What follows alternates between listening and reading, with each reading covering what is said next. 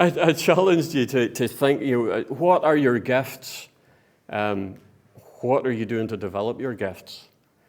I suppose, like many a reasonably young man, I got an opportunity to teach Sabbath school, and found I enjoyed that, and maybe was reasonably acceptable at it. And then maybe I was given some opportunity to preach or teach, take a Sunday school, adult Sunday school class or something, and enjoyed that. Got fairly good feedback from it. So I did begin to wonder, okay, that's fair enough. Probably then began to maybe feel a sense of a call that needed to be examined, and did examine that call, and then there was providential factors as well. So, the Apostle Paul says to Timothy that he who desires the work of eldership, pastor, and desires a good work. So at some stage there must have been something of a desire forming there. It's far too long ago, hardly to remember. But there was a sense of calling there that I couldn't really resist.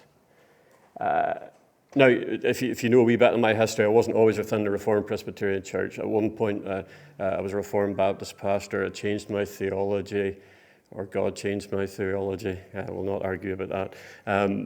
And I went back in then to employment for the Education Authority, doing estate management. But maybe that will give you a better answer to the question.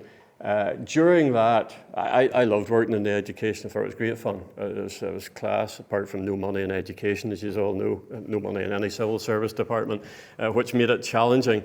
But I would say there wasn't a day went past for 4 years when I didn't wonder, is God calling me back to ministry? Have I lost that sense of call that I once had?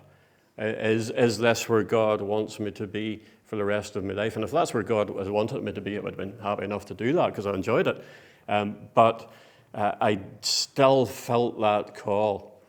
There were practical problems, but those practical problems God sorted out, and eventually I did go to RTC and studied there.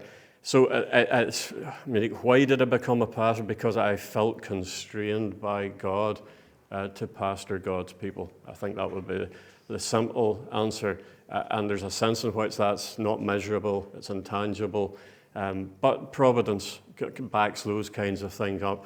But if there should be anybody here who's wondering, if I was called to the ministry, how would I know? I think you will know. God will make it clear. There's a famous, I think it was Spurgeon that said it, if you can do anything else other than pastoring, do it. Or anything other than being a pastor, do it. I think that's sometimes misunderstood. And I think there was a bit of a 19th century Victorian attitude there that maybe makes it liable to be misunderstood. I don't think what Spurgeon was saying was if you can just go on being an engineer, just go on being an engineer and forget about any call to mission or ministry or whatever. I don't think that's what he was communicating. I think what he meant was exactly what I just explained there, that I couldn't get out of my head that God was calling me to ministry. And so in that sense, I could have done something else, but only very stubbornly to my own inner persuasion by the Spirit of God, I think. So I think God does make it clear. He does direct us. He does guide us through providence, but also through his inner workings within us as well. So the summary answer is I was called to it and felt constrained, a bit like the Apostle Paul. I cannot but preach the gospel of Jesus Christ. But providence backs those things up as well.